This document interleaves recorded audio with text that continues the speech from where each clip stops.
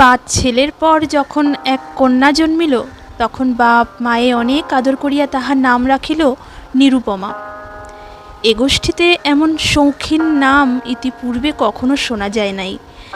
প্রায় ঠাকুর দেবতার নামই প্রচলিত ছিল। গণেশ, কার্তিক, পার্বতী তাহার উদাহরণ। এখন নিরুপমার বিবাহের প্রস্তাব চলিতেছে।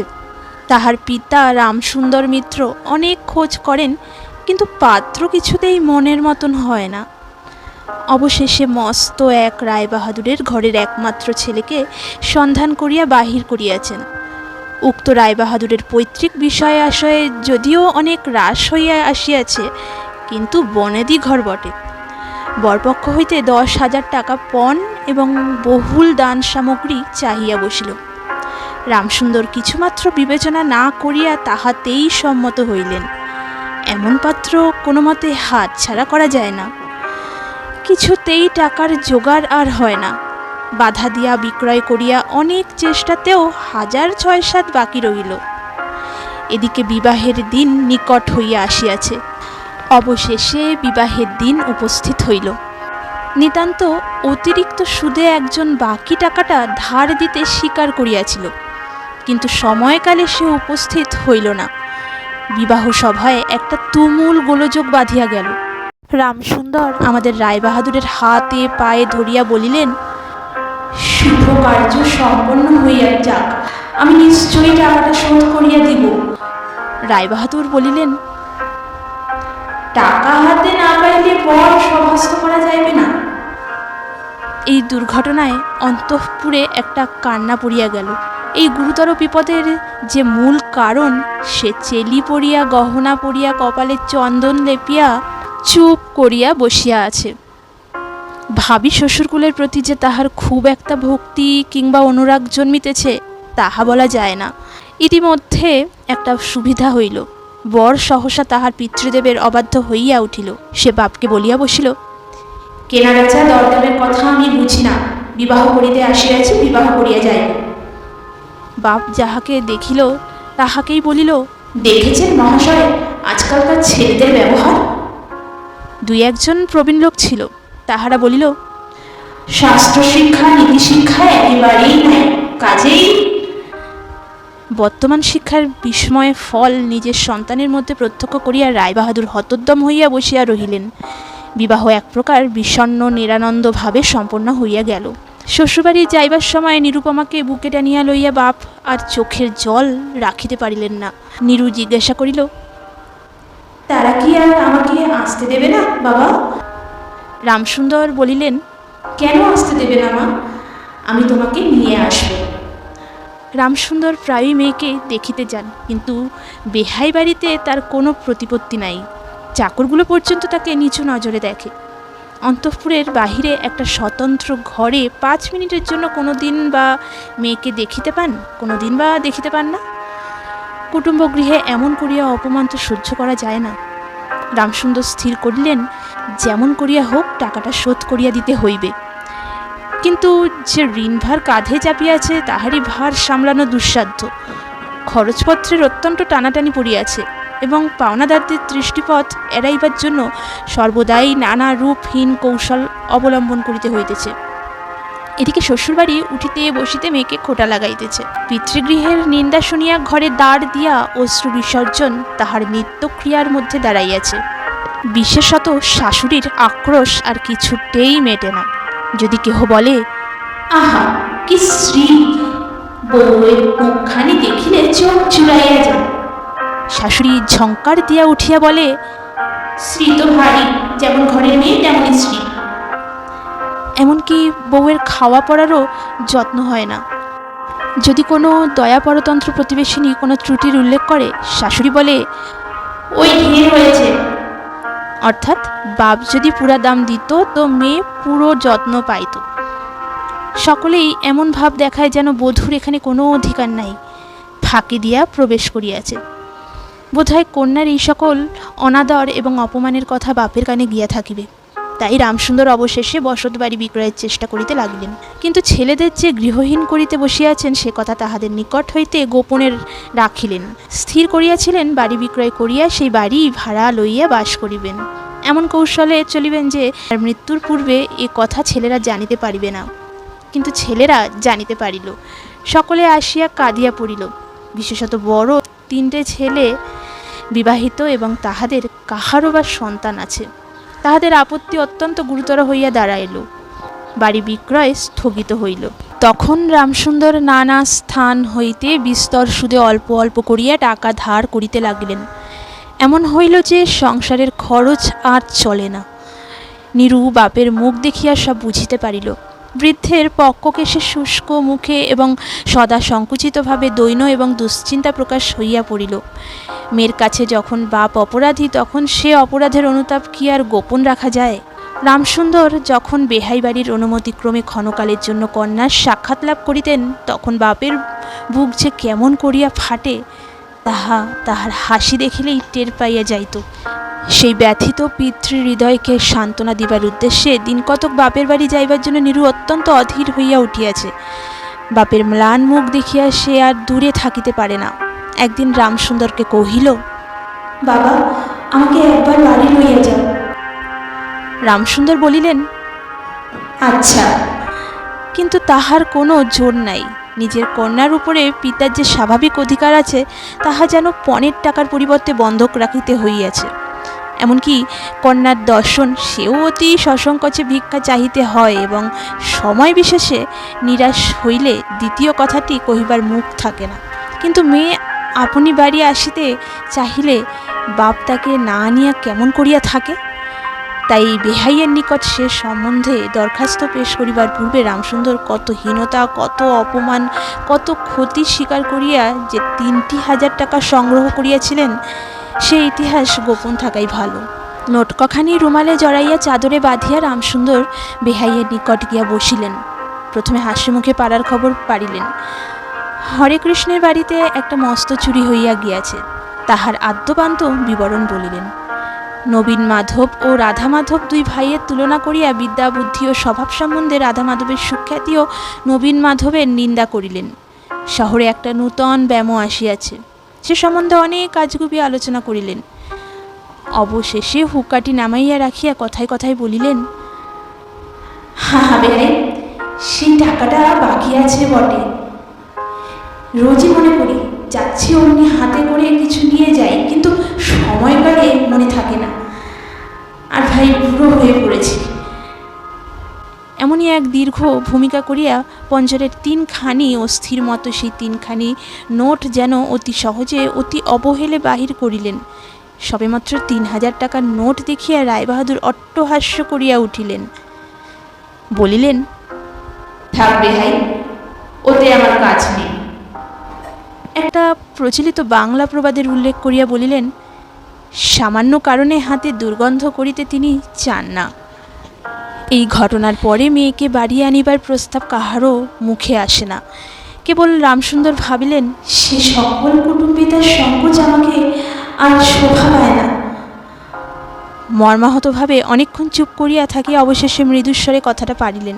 রায়বাহাদুর কোনো কারণমাত্র উল্লেখ না করিয়া বললেন, সে এখন হচ্ছে না। এই বলিয়া কর্ম উপলক্ষে স্থানান্তরে চলিয়া গেলেন। রামসুন্দর মেয়ের কাছে মুখ না দেখাইয়া কম্পিত হস্তে কয়েকখানি নোট চাদরের প্রান্তে বাঁধিয়া বাড়ি ফিরিয়া গেলেন। মনে মনে প্রতিজ্ঞা করিলেন, যতদিন না সমস্ত টাকা শোধ করিয়া দিয়া অসংকোচে কন্যার উপরে দাবি করিতে পারিবেন, ততদিন আর বেহাই বাড়ি যাইবেন না। বহুদিন গেল। নিরুপমা লোকের উপর লোক পাঠায়, কিন্তু বাপের দেখা পায় না। অবশেষে অভিমান করিয়া লোক পাঠানো বন্ধ করিল। তখন রামসুন্দরের মনে বড় আঘাত লাগিল, কিন্তু তবু গেলেন না। আশ্বিন মাস আসিল। রামসুন্দর বলিলেন, এবার পুজোর সময় মাকে ঘরে আনিবই, নহিলে আমি। খুব একটা শক্ত রকম শপথ করিলেন। পঞ্চমী কি ষষ্ঠীর দিনে আবার চাদরের প্রান্তে গুটিকটক নোট বাঁধিয়া রামসুন্দর যাত্রার উদ্যোগ করিলেন। 5 বৎসরের এক নাতি আসিয়া বলিল, দাদা, আমার জন্য গাড়ি কিনতে যাচ্ছিস? বহুদিন হইতে তাহার ঠেলা গাড়িতে চড়িয়া হাওয়া খাইবার শখ হইয়াছে, কিন্তু কিছুতেই তাহা মিটিবার উপায় হইতেছে না। 6 বৎসরের এক নাতিনী আসিয়া সরদনে কহিল, পূজার নিমন্ত্রণে যাইবার মতো তাহার একখানিও ভালো কাপড় নাই। রামসুন্দর তাহা জানিতেন এবং সে সম্বন্ধে তামাক খাইতে খাইতে বৃদ্ধ অনেক চিন্তাও করিয়াছেন। রায়বাহাদুরের বাড়ি যখন পূজার নিমন্ত্রণ হইবে তখন তাহার বধূগণকে অতি যৎসামান্য অলঙ্কারে অনুগ্রহ পাত্র দরিদ্রের মতো যাইতে হইবে, একথা স্মরণ করিয়া তিনি অনেক দীর্ঘ নিঃশ্বাস ফেলিয়াছেন। কিন্তু তাহাতে তাহার ললাটের বার্ধক্য রেখা গভীরতর অঙ্কিত হইয়া ছাড়া আর কোনো ফল হয় নাই। দৈনপীড়িত গৃহের ক্রন্দনধ্বনি কানে লইয়া বৃদ্ধ তাহার বেহাই বাড়িতে প্রবেশ করিলেন। আজ তাহার যে সংকোচ ভাব নাই। দ্বাররক্ষী এবং ভৃত্যদের মুখের প্রতি সে চকিত সলজ্জ দৃষ্টিপাত দূর হইয়া গিয়াছে, যেন আপনার গৃহে প্রবেশ করিলেন। শুনিলেন রায়বাহাদুর ঘরে নাই, কিছুক্ষণ অপেক্ষা করিতে হইবে। মনের উচ্ছ্বাস সংবরণ করিতে না পারিয়া রামসুন্দর কন্যার সহিত সাক্ষাৎ করিলেন। আনন্দে দুই চোখ দিয়া জল পড়িতে লাগিল। বাপও কাঁদে, মেয়েও কাঁদে, দুইজন কেহ আর কথা কহিতে পারে না। এমন করিয়া কিছুক্ষণ গেল। তারপরে রামসুন্দর কহিলেন, এবার তোকে নিয়ে যাচ্ছি মা, আর কোনো গোল নাই। এমন সময় রামসুন্দরের জ্যেষ্ঠ পুত্র হরমোহন তার দুটি ছোট ছেলে সঙ্গে লইয়া সহসা ঘরে প্রবেশ করিলেন। পিতাকে বলিলেন, বাবা, আমাদের তবে এবার পথে ভাসালে? রামসুন্দর সহসা অগ্নিমূর্তি হইয়া বলিলেন, তোদের জন্য কি আমি নরকগামী হব? আমাকে তোরা আমার সত্য পালন করতে দিবি নে? রামসুন্দর বাড়ি বিক্রয় করিয়া বসিয়া আছেন। ছেলেরা কিছুতে না জানিতে পায় তাহার অনেক ব্যবস্থা করিয়াছিলেন, কিন্তু তবু তাহারা জানিয়াছে দেখিয়া তাহাদের প্রতি হঠাৎ অত্যন্ত রুষ্ট বিরক্ত হইয়া উঠিলেন। তাহার নাতি তাহার দুই হাঁটু সবলে জড়াইয়া ধরিয়া মুখ তুলিয়া কহিল, দাদু, আমাকে এই গাড়ি কিনে দিলে না? নতশির রামসুন্দরের কাছে বালক কোনো উত্তর না পাইয়া নীরুর কাছে গিয়া বলিল, পিসিমা, আমাকে একখানা গাড়ি কিনে দেবে? নিরুপমা সমস্ত ব্যাপার বুঝিতে পারিয়া কহিল, বাবা, তুমি যদি আর এক পয়সা আমার শ্বশুরকে দাও তাহলে আর তোমার মেয়েকে দেখতে পাবে না, এই তোমার গা ছুঁয়ে বলল। রামসুন্দর বলিলেন, ছি মা, অমন কথা বলিতে নাই। আর এই টাকাটা যদি আমি না দিতে পারি তাহলে তোর বাপের অপমান আর তোরও অপমান। নীরু কহিল, টাকা যদি দাও তবেই অপমান? তোমার মেয়ের কি কোনো মর্যাদা নেই? আমি কি কেবল একটা টাকার থলি? যতক্ষণ টাকা আছে ততক্ষণ আমার দাম। না বাবা, এ টাকা দিয়ে তুমি আমাকে অপমান করো না। তাছাড়া আমার স্বামী তো এ টাকা চান না। রামসুন্দর কহিলেন, তাহলে তোমাকে যেতে দেবে না মা? নিরুপমা কহিল, না দেয় তো কি করবে বলো? তুমিও আর নিয়ে যেতে চেও না। রামসুন্দর কম্পিত হস্তে নোট বাঁধা চাদরটি কাঁধে তুলিয়া আবার চোরের মতো সকলের দৃষ্টি এড়াইয়া বাড়ি ফিরিয়া গেলেন। কিন্তু রামসুন্দর এই যে টাকা আনিয়াছিলেন এবং কন্যার নিষেধে সে টাকা না দিয়াই চলিয়া গিয়াছেন, সে কথা গোপন রহিল না। কোনো স্বভাব কৌতূহলী দ্বার লগ্ন কর্ণদাসী নীরুর শাশুড়িকে এই খবর দিল। শুনিয়া তাহার আর আক্রোশের সীমা রহিল না। নিরুপমার পক্ষে তাহার শ্বশুরবাড়ি সরসজ্জা হইয়া উঠিল। এদিকে তাহার স্বামী বিবাহের অল্পদিন পরেই ডেপুটি ম্যাজিস্ট্রেট হইয়া দেশান্তরে চলিয়া গিয়াছে এবং পাছে সংসর্গ দেশে হীনতা শিক্ষা হয়, এই ওজরে সম্প্রতি বাপের বাড়ির আত্মীয়দের সহিত নীরুর সাক্ষাৎকার সম্পূর্ণ নিষিদ্ধ হইয়াছে। এই সময় নীরুর একটা গুরুতর পীড়া হইল, কিন্তু সেজন্য তাহার শাশুড়িকে সম্পূর্ণ দোষ দেওয়া যায় না। শরীরের প্রতি সে অত্যন্ত অবহেলা করিত। কার্তিক মাসের হিমের সময় সমস্ত রাত মাথায় দরজা খোলা, শীতের সময় গায়ে কাপড় নাই, আহারের নিয়ম নাই। দাসীরা যখন মাঝে মাঝে খাবার আনিতে ভুলিয়া যাইত তখন যে তাহাদের একবার মুখ খুলিয়া স্মরণ করাইয়া দেওয়া, তাহাও সে করিত না। সে যে পরের ঘরের দাসদাসী এবং কর্তাগৃহিণীদের অনুগ্রহের উপর নির্ভর করিয়া বাস করিতেছে, এই সংস্কার তাহার মনে বদ্ধমূল হইতেছিল। কিন্তু এরূপ ভাবটা ওর শাশুড়ির সহ্য হইত না। যদি আহারের প্রতি বধূর কোনো অবহেলা দেখিতেন তবে শাশুড়ি বলিতেন, নবাবের বাড়ির মেয়ে কিনা গরিবের ঘরের অন্ন মুখে রোচে না। কখনো বা বলিতেন, দেখো না একবার ছিঁড়ি হচ্ছে, দেখো না, দিনে দিনে যেন পোড়া কাঠ হয়ে যাচ্ছে। রোগ যখন গুরুতর হইয়া উঠিল তখন শাশুড়িকে বলিলেন, ওর সমস্ত নেকাম। অবশেষে একদিন নীরু সবিনয়ে শাশুড়িকে বলিল, বাবাকে আর আমার ভাইদের একবার দেখবো মা। শাশুড়ি বলিলেন, কেবল বাপের বাড়ি যাইবার ছল। কেহ বলিলে বিশ্বাস করিবে না। যেদিন সন্ধ্যার সময়ে নীরুর শ্বাস উপস্থিত হইল, সেই দিন প্রথম ডাক্তার দেখিল এবং সেই দিন ডাক্তারের দেখা শেষ হইল। বাড়ির বড় বউ মরিয়াছে। খুব ধুম করিয়া অন্ত্যেষ্টিক্রিয়া সম্পন্ন হইল। প্রতিমা বিসর্জনের সমারোহ সম্বন্ধে জেলার মধ্যে রায়চৌধুরীদের যেমন লোকবিখ্যাত প্রতিপত্তি আছে, বড় বউয়ের সৎকার সম্বন্ধে রায়বাহাদুরদের তেমনই একটা খ্যাতি রটিয়া গেল। এমন চন্দন কাষ্ঠের চিতা ও মুলুকে কেহ কখনো দেখে নাই। এমন ঘটা করিয়া শ্রাদ্ধ কেবল রায়বাহাদুরদের বাড়িতেই সম্ভব, এবং শোনা যায় ইহাতে তাহাদের কিঞ্চিত ঋণ হইয়াছিল। রামসুন্দরকে সান্ত্বনা দিবার সময় তাহার মেয়ের যে কিরূপ মহাসমারোহে মৃত্যু হইয়াছে সকলেই তাহার বহুল বর্ণনা করিল। এদিকে ডেপুটি ম্যাজিস্ট্রেটের চিঠি আসলো। আমি এখানে সমস্ত বন্দোবস্ত করিয়া লইয়াছি, অতএব অবিলম্বে আমার স্ত্রীকে এখানে পাঠাইবে। রায়বাহাদুরের মহিষী লিখিলেন, বাবা, তোমার জন্য আরেকটি মেয়ের সম্বন্ধ করিয়াছি, অতএব অবিলম্বে ছুটি লইয়া এখানে আসিবে।